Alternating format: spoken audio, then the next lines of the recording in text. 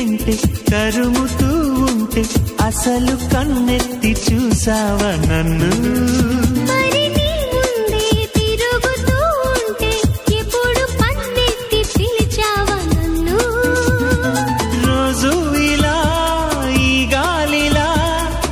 చెవిని తాకేది నేనేగా